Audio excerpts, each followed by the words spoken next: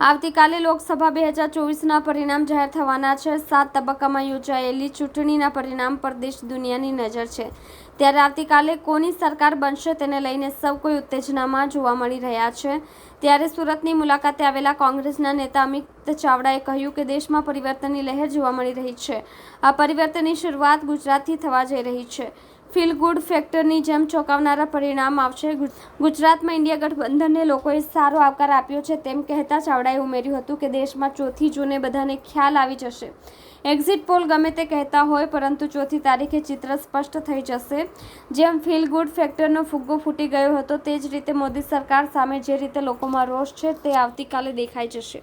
કોંગ્રેસના નેતા અમિત ચાવડાએ કહ્યું હતું કે આખા દેશમાં આ વખતે ચૂંટણી લોકો લડ્યા છે, રાજકીય પક્ષ નથી।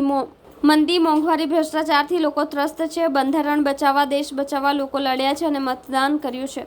એક્ઝિટ પોલમાં જે બતાવતું હોય તે, પરંતુ પાયાની હકીકત જુદી છે। સરકાર સામેની નારાજગી મતમાં પરિવર્તિત થઈ રહી છે।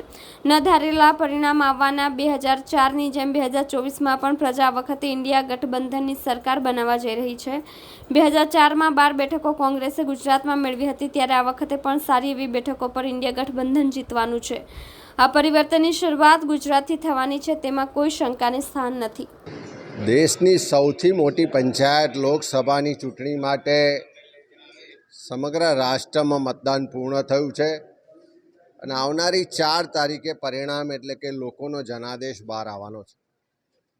પણ પહેલા ફેઝથી શરૂઆત કરીને છેલ્લા ફેઝ સુધી આખા દેશમાં તમામ જગ્યાએ આપણે જોયું છે કે આ વખતની ચૂંટણી કોઈ રાજકીય પક્ષો કરતાં આ દેશની સામાન્ય જનતા લડી રહી હોય એવું સ્થિતિનું નિર્માણ બધી જ જગ્યાએ થયું છે।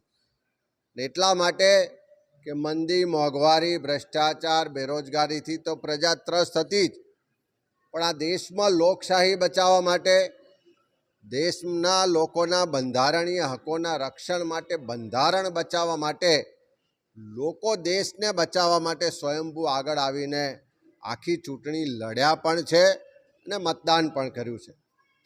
એક્ઝિટ પોલમાં જે પણ બતાવવામાં આવતું હોય, પણ જમીની હકીકત આ વખતે ખૂબ જુદી છે। સરકાર સામે લોકોની નારાજગી ખૂબ હતી અને એ નારાજગી પરિવર્તન રૂપે મતમાં પણ પરિવર્તિત થઈ છે। ત્યારે આપ સૌ જોશો કે 4 તારીખે ગુજરાતમાં પણ 26માંથી બહુમતી બેઠકો પર ઇન્ડિયા ગઠબંધનને લોકોના આશીર્વાદ મળવાના છે અને એ જ રીતે સમગ્ર દેશમાં પણ ન ધારેલા પરિણામ આવશે અને 2004માં જેમ ફીલ ગુડ અને ઇન્ડિયા શાઇનિંગના નારાને લોકોએ જાકારો આપ્યો હતો અને દેશમાં યુપીએ 1 સરકાર બની હતી, એ જ રીતે 2024માં પણ બધા જ સામ દામ દંડ ભેદની રાજનીતિને જાકારો આપી અને દેશના લોકો ઇન્ડિયા ગઠબંધનના નેતૃત્વવાળી સરકાર બનાવવા જઈ રહ્યા છે અને એનો જનતાનો ચુકાદો, જનતાનો એક્ઝિટ પોલ 4 તારીખે આપણે બધા જોઈશું।